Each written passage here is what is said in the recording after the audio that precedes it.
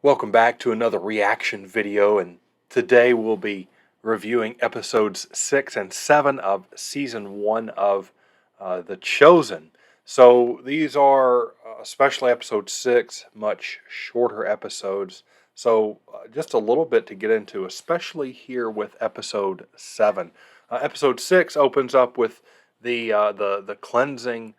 Well, not necessarily the cleansing, but it opens up with a scene of a leper in a shop and kind of the crowd's reaction to that. So right off the bat, we can begin to expect more miracles of Jesus, as we saw with the last episode, and kind of being set up already with Peter's sick mother-in-law. So we can expect more miracles of Jesus, and that's exactly what we get here in this episode. And it's an episode where everything begins to come together. Matthew delivers the taxes received from Peter and Andrew. Nicodemus gives the report to the Sanhedrin about John the Baptizer. We see Jesus and a few of the disciples gathering. Not all 12 have quite been called yet, even though we've got some conflicting narrative in there with the Gospels, with the disciples having been at certain events, and again, they're doing this as a production with the focus. Even if they'll say the focus is meant to be on Jesus, the focus is squarely on the disciples through basically all of these episodes. You're beginning to learn more of the backstory. So James the Less,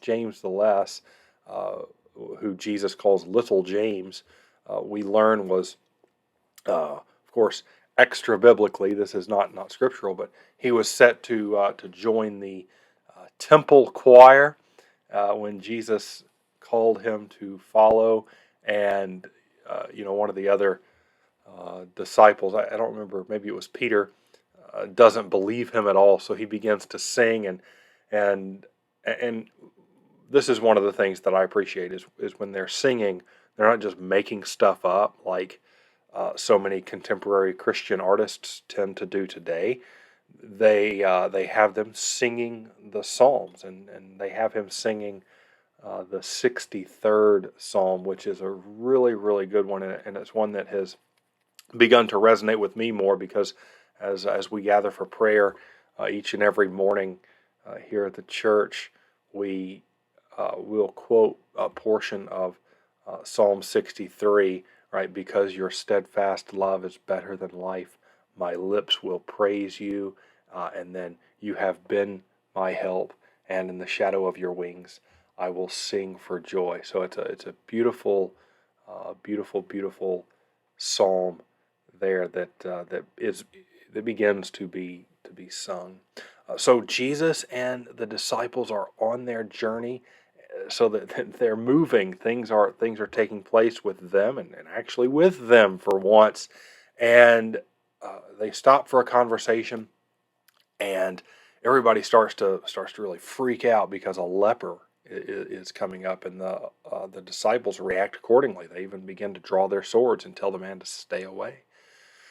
But Jesus instead draws near to this man. Again, powerful scene, draws near to this man and cleanses him. And kind of one of the humorous things on here is where right after this happens, Jesus asks for a tunic. He looks to the disciples and he says, "Who has an extra tunic?" And all of them just kind of frantically start looking for an extra tunic. Like, what in the world? What in the world have we just seen? So it's kind of a humorous conclusion to that story, even if it is extra biblical. There, it's a nice touch. We do meet for the first time James and John's mother, and she has an interesting line here where she's kind of infatuated, overtaken by the presence of Jesus, as so many in the Gospels we see are. And her interesting line is, "Stay by his side." And we've seen, and this is one of the strengths of the series, in my opinion, is that you can kind of see how they're setting up for future events. And I really hope that they capitalize on this and come back to these comments that are said, right? She says, stay by his side. And one of the Gospels actually has her coming up to Jesus saying, can one of them sit at your right and one of them at your left in your glory? So this will be a huge scene if they'll capitalize and later on down the line come back to it and see if see how they do with, James and John didn't know what they were asking. She obviously doesn't know what she's asking, but a fantastic kind of seed being planted here. Jesus then goes into the house and begins to teach, and this is where the creator of this series had said that he would compact some things, that some things just for time or for whatever the case may be would have to be compacted, and we understand this. This is not a show that can last necessarily hours and hours and hours and hours and hours and years and years and years. So some things, for the sake of production, will need to go together, and this is probably the most extensive of these so far in the series, where Jesus begins teaching in the house. A crowd begins to gather, and the teachings from the inside of the house. You get some from the Sermon on the Mount, some from later in the Gospels, different parables. And that's not to say that Jesus didn't proclaim these parables more than once necessarily either. But what happened specifically in the house on this day is explicitly told to us, especially in Mark's Gospel and the events surrounding this day. But ultimately, this scene culminates with the paralytic being let down through the roof. And of course, it's the reintroduction of some of the other characters. Some of the kids are there watching, and the Pharisees begin to gather. Nicodemus is there to see what's happening. So again, everything begins to come together. And also we get to experience kind of the chaos of the crowd with the Pharisees and the Romans stirring them up. Matthew is there kind of watching more closely, and the episode ends with the secret night meeting being set up with Nicodemus. So this is the shortest of all the episodes by far. We do get to see Jesus in action here, and as long as you can get over the fact that some things are compacted and maybe out of place, good, solid episode. Okay, moving on then to episode 7. Maybe episode 7 was the shorter episode. I'm kind of getting these confused, I guess.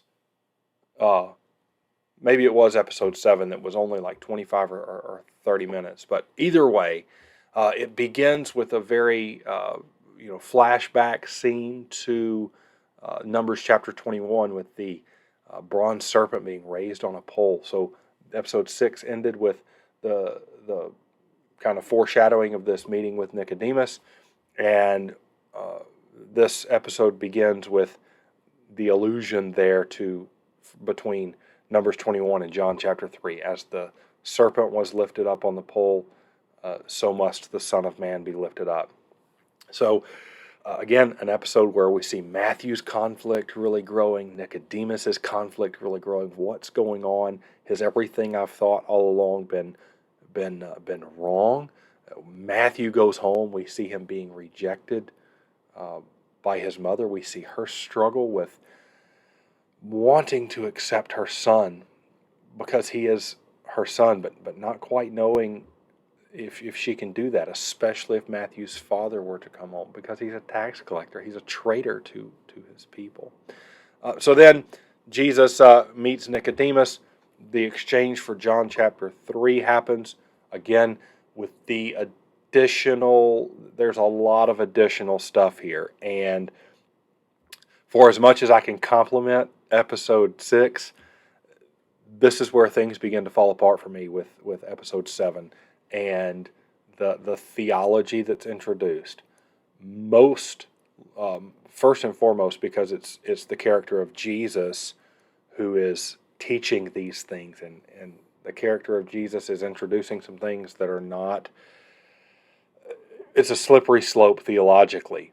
So the first of these is when Jesus says that which is born of the Spirit is spirit, and he kind of points at Nicodemus's arm for the flesh, and he points at his chest, like his heart, for spirit. So they're moving theologically. They're moving away from being born from above, right? Being born from the Spirit towards some inner feeling. Okay, and again, this is more problematic for me because the creator of this series has said that John chapter 3 is the most significant chapter in the entire Bible. Okay, so if for him this is the most significant chapter in the entire Bible, and we're going to get it wrong, that's problematic. So we're turning being born of the Spirit into some sort of inner feeling. Like, do you really feel what's going on? You need to be born again, born with this new feeling. The scene becomes more problematic when Jesus tells Nicodemus to follow him. He gives him the same command as one of the 12, follow me. And Nicodemus refuses. Okay, Nicodemus refuses, which is, again, not something biblical that we see. But the reaction to the refusal is, again, problematic. Nicodemus refuses to follow Jesus, and Jesus says, I understand. I don't like this too much. They have a back and forth exchange about, is the kingdom of God really coming? Nicodemus would ask, and Jesus, the character of Jesus, says, what does your heart tell you? What does your heart tell you? A lot is placed upon the heart in Christianity today. Jeremiah says in chapter 17, the prophet Jeremiah, the heart is deceitful above all things. Who can trust it? So if Jesus wouldn't necessarily give a listen to your heart comment. Nicodemus finally the scene, I'm so conflicted over the scene because as bad as it is theologically, we can really begin to see this change in Nicodemus. You have this conversion moment of Nicodemus, right? He begins to kneel down in worship for his Lord Jesus, and Jesus' reaction is, you don't have to do that. Nicodemus gets who you are, and he appropriately bows down. Nowhere does Jesus tell people not to to bow down, right? He tells Mary at the tomb, don't cling to me, but bowing down is the correct reaction to God in the flesh. And he says, oh, you don't have to do that. Yeah, you do. This is worship of the one true God. So it really completely unwinds the scene. This is... Nicodemus becomes a secret follower of Jesus. Jesus does not ask Nicodemus to publicly follow him as one of the 12. He doesn't do this. Nicodemus is part of the Sanhedrin, and this, above all, is most likely Nicodemus's conversion to the faith, and all this is going to do, and this is a little spoiler because I've seen a little bit of episode 8 already. This is going to, rather than being freeing for Nicodemus, this is going to continue to drive his inner conflict, because Nicodemus didn't choose to do something. Right? He didn't choose to follow Jesus the way the episodes want him to choose to follow Jesus, when Nicodemus was not one of the 12 in the first place. So I'm conflicted at this point. I really, really am. For as much as I enjoy the depiction of the disciples, most of them, and the depiction of Jesus so far, it's scenes like this that capture the hearts of millions and millions of people, and they see how powerful these scenes are. But the theology is just atrocious here. So anyway, we take that with kind of a grain of salt, I guess, if we're gonna continue to watch it, and I am. Um, they just came out and did a live stream the other night. That season 2 is going to kick off on Easter Sunday this year. So more on that probably with a wrap up of next episode. And I'm honestly excited, to watch it. It's got me captivated. But again, just like with anything else, anytime that you're not simply reading the scriptures, you have to go in with kind of a critical eye. Not that everything has to be bad, but we don't necessarily need to be taking every single thing that we're seeing as gospel truth, as if it's actually on the pages of the scriptures. And again, reading some of the chat as you go, you can see that some of the people's reaction, I didn't know James the Less was going to join the temple choir, or I didn't know Jesus said this to Nicodemus. It all makes sense now. And we do need to be picking up the Bible. So the season ends with the call of Matthew to leave his tax collector booth, and I love, this is one of my favorite scenes so far because of the way they've developed Matthew. They've actually shown how much he would have had as a tax collector, how much he is leaving behind. So Jesus tells him about a dinner party that's coming up, and Matthew says, well, I'm not invited to many dinner parties. And he said, well, you are to this one because you're the host. Like, we're crashing your house.